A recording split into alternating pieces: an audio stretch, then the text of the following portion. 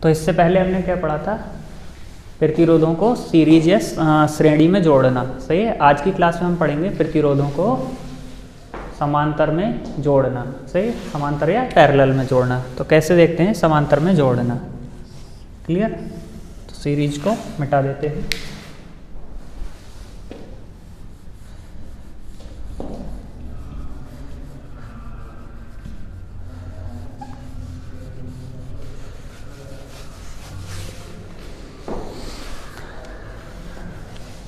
संयोजन, parallel combination of resistance.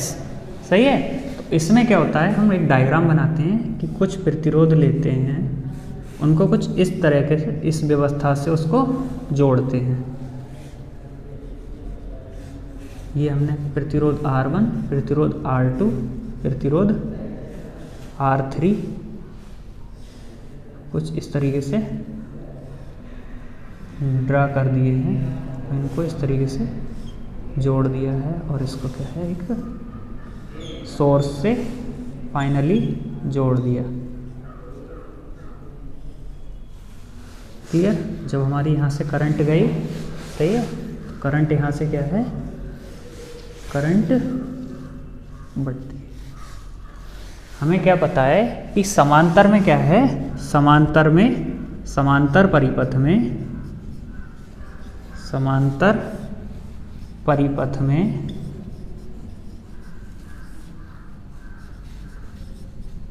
धारा बढ़ती है। समांतर परिपथ में धारा बढ़ती है और क्या है हमारा, परिपथ में, समांतर परिपथ में, परिपथ में वोल्टेज, विभव जो होता है, वोल्टेज जो होता है वो समान रहता है, उसमें कोई भी चेंजेस नहीं होता है, वोल्टेज समान रहता है।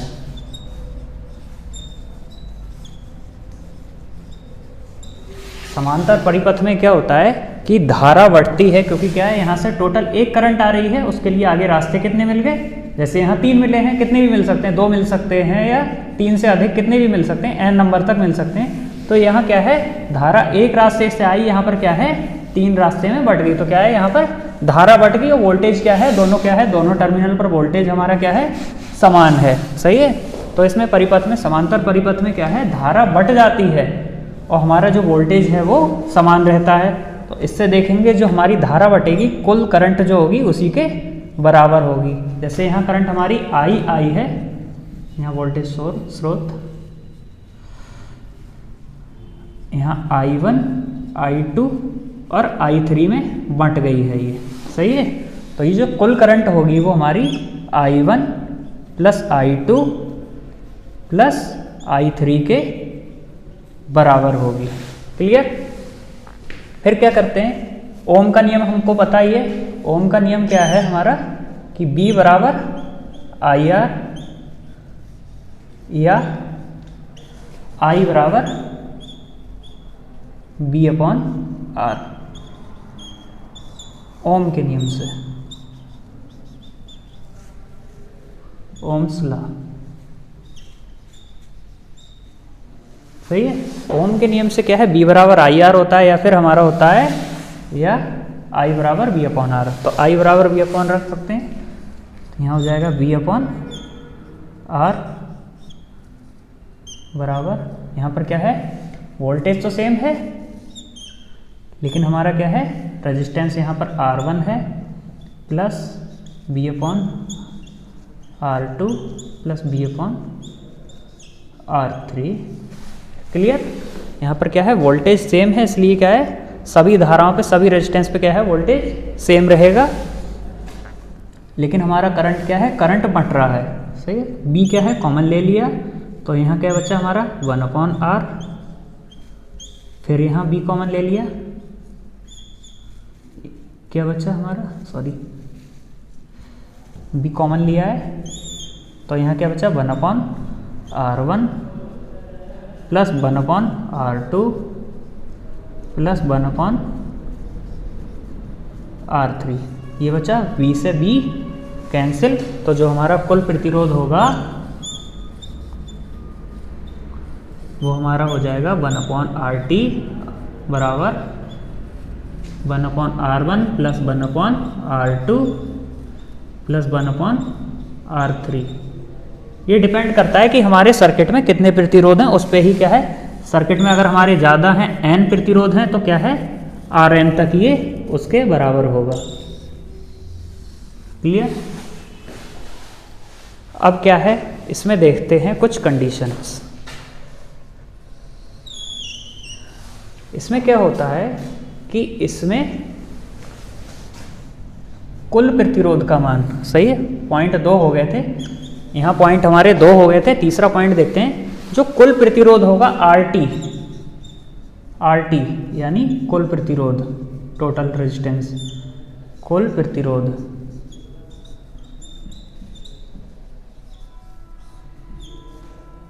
इसका जो मान होगा का मान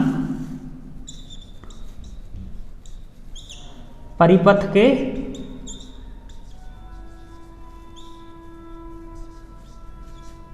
सबसे छोटे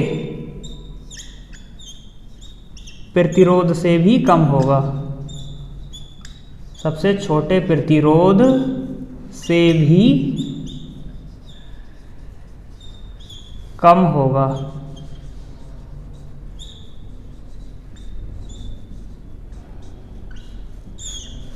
क्लियर?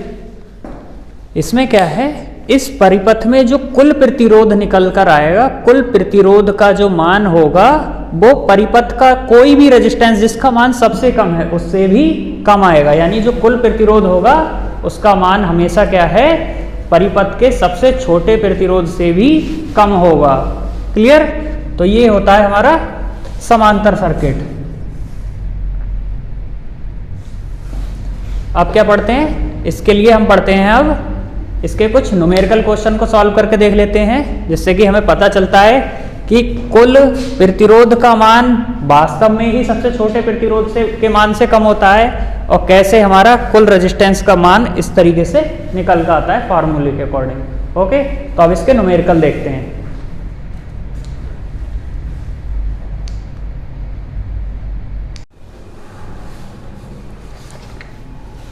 तो हम पढ़ते हैं प्रतिरोधों को जब समांतर क्रम में जोड़ते हैं उस पर कुछ न्यूमेरिकल लगाने के क्वेश्चन करते हैं। सही है?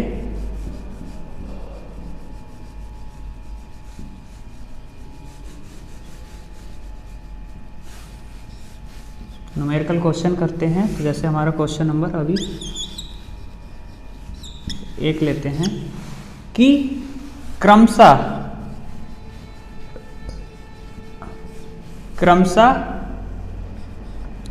3, 4, 2 या सीधे ऐसे कह सकते हैं, सॉरी, 3 ओम, 4 ओम, 2 ओम और 1 ओम के प्रतिरोध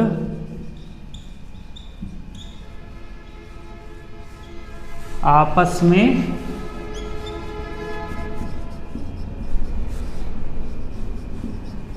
समांतर में जुड़े हैं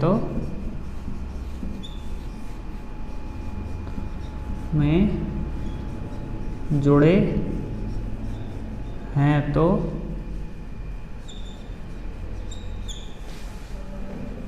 कुल प्रतिरोध RT क्या होगा। तो RT के लिए हम क्या करते हैं, 1/RT बराबर, फार्मूला हमारा क्या है, 1/RT बराबर 1/R1 plus 1/R2 plus 1/R3 plus 1/R4, sorry 1/R4। Clear? क्योंकि हमारे प्रतिरोध कितना दिया, एक ये है, 2 3 4, कुल हमारे 4 प्रतिरोध दिए हैं। तो कुल प्रतिरोध निकालने के लिए हमारे लिए क्या है, 1/RT बराबर 1/3 प्लस 1/4 प्लस 1/2 प्लस 1/1, यानी इसको 1 भी लिख सकते हैं, लेकिन क्या है नॉर्मली हम स्टेप बाय स्टेप ही चलते हैं। क्लियर। अब इसको सॉल्व करते हैं। सबसे पहले ले लेते हैं इनका एलसीएम लासा। सही है, तो इनका लासा कितना आएगा, 4 3 12, इसमें ये कॉमन है तो इसका आएगा लासा 12। क्लियर।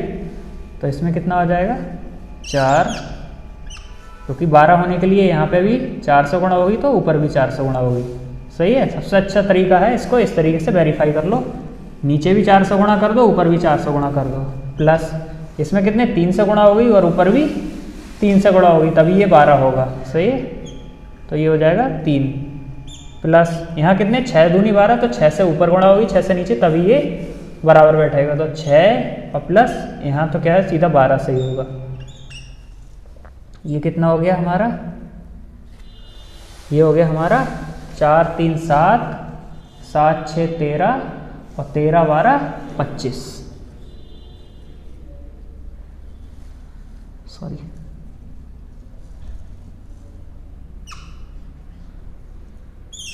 25। क्लियर। और बट्टे में 12। यहाँ पर क्या है, यहाँ पर मैक्सिमम मिस्टेक होती है, क्योंकि यहाँ पर हम सीधे क्या करते हैं डायरेक्ट इसको काट देते हैं, लेकिन यहाँ पर हमारा क्या चल रहा है 1/RT। क्लियर। तो इसको आगे फॉलो करते हैं, थोड़ा आगे फॉलो करते हैं। तो 1/RT, इसको जब उल्टा करेंगे तो RT बराबर हो जाएगा 12/25, 12/25। क्लियर।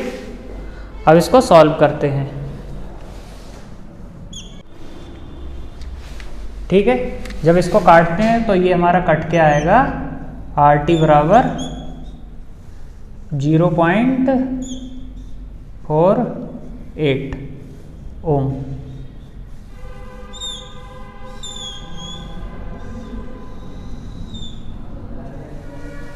ठीक है, नेक्स्ट क्वेश्चन देखते हैं। क्वेश्चन हमारा अगला होगा, चेंज कर देते हैं इसको।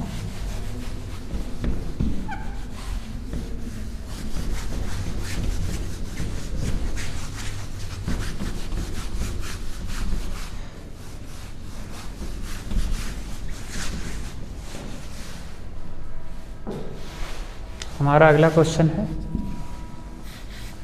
अगला क्वेश्चन है हमारे लिए, दो प्रतिरोध हैं जो समांतर में जुड़े हैं, दो प्रतिरोध समांतर में जुड़े हैं,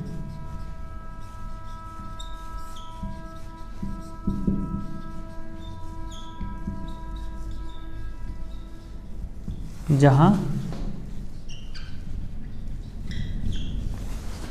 R1 बराबर 3 ओम,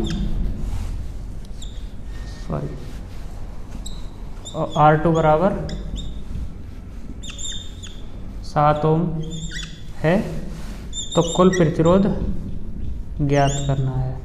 तो 1/RT बराबर 1/R1 प्लस 1/R2, ये हमारा फार्मूला है। क्लियर। तो ये हमारा वैल्यू इसमें रख देते हैं। R1 की वैल्यू कितनी है 1/3, मतलब R1 की वैल्यू 3 है, तो ये हो जाएगा 1/3 प्लस R2 हमारा कितना है 7। जब इसका एलसीएम लेंगे तो एलसीएम हमारा आ जाएगा, एक सेकेंड, एलसीएम हमारा आ जाएगा 1/RT बराबर 7 या 21। तो ये कितना हो जाएगा, यहाँ 7 से गुणा होगी, यहाँ 3 से, तो 7 3 10। क्लियर। अब क्या कर देते हैं, RT बराबर 21/10 हो जाएगा। तो यानी इसकी वैल्यू जो आएगी 2.1 ओम आएगी कुल प्रतिरोध का। यहाँ से हम एक बार फिर कह सकते हैं कि यहाँ पे सबसे छोटा प्रतिरोध कौन सा है? छोटा प्रतिरोध हमारा तीनों में सबसे छोटा, लेकिन कुल प्रतिरोध का मान क्या है? फिर भी उससे कम आया है। तो समांतर में जो कुल प्रतिरोध होता है वो हमारा सबसे कम प्रतिरोध से भी कम होता है। क्लियर? आगे देखते हैं, एक क्वेश्चन और देख लेते हैं फटाफट।